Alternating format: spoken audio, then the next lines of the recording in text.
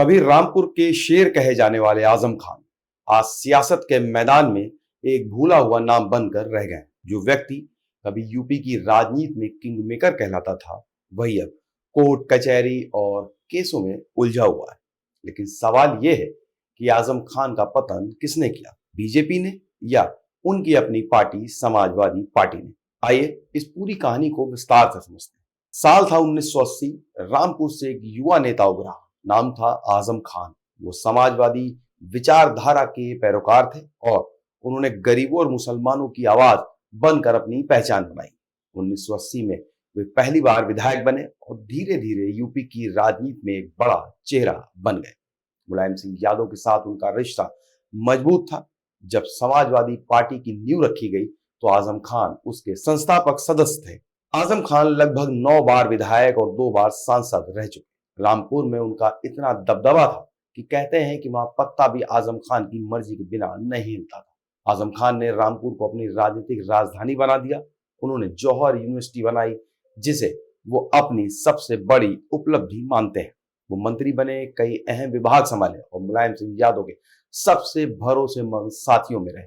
लेकिन कहते हैं सत्ता जितनी ऊंची होती है, गिरावट भी उतनी बड़ी होती है। जब 2012 में अखिलेश यादव की सरकार बनी तो आजम खान ने उम्मीद की कि उन्हें पहले जैसा सम्मान मिलेगा, लेकिन हालात उल्टे हुए। अखिलेश और आजम के बीच मतभेद हुए, कभी टिकट बंटवारे को लेकर तो कभी फैसलों को लेकर। धीरे धीरे आजम खान को लगने लगा कि अब समाजवादी पार्टी मुलायम की नहीं बल्कि अखिलेश यादव की बन चुकी। यहीं से उनके राजनीतिक पतन की नींव रखी गई।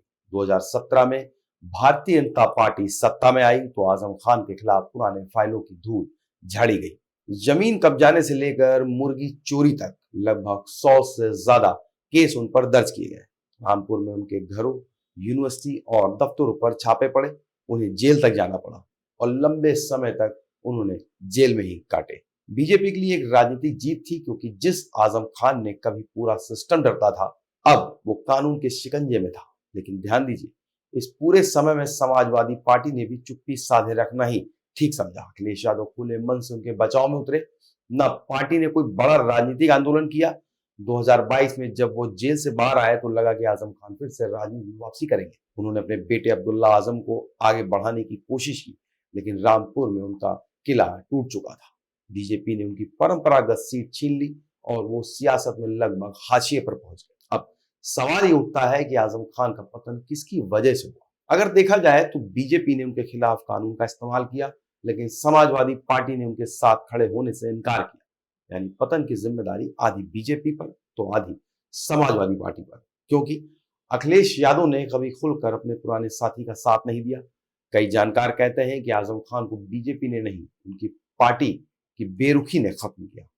आजम खान की कहानी एक सबक है कि सियासत में कोई स्थायी दोस्त या दुश्मन नहीं होता। सत्ता के बदलते ही रिश्ते बदल जाते हैं। जो कभी रामपुर का सिकंदर था, अब वो सियासी तन्हाई में जीवन जी रहा। कभी उन्होंने कहा था कि मैंने जो बोया वही काट रहा हूं, और शायद यही लाइन उनकी जिंदगी का सबसे बड़ा सच बन गई। आजम खान का पतन बीजेपी की साजिश थी या समाजवादी पार्टी की बेरुखी? हालांकि अखिलेश यादव ने कई बार आजम खान के समर्थन पर बयान दिए और आने वाले समय में वो रामपुर जाकर आजम खान से मिलने वाले भी। कमेंट सेक्शन में हमें जरूर बताएं। इस वीडियो को लाइक करें, शेयर करें और चैनल को सब्सक्राइब नहीं किया हो तो आज ही करें। मिलेंगे एक नए वीडियो के साथ। नमस्कार।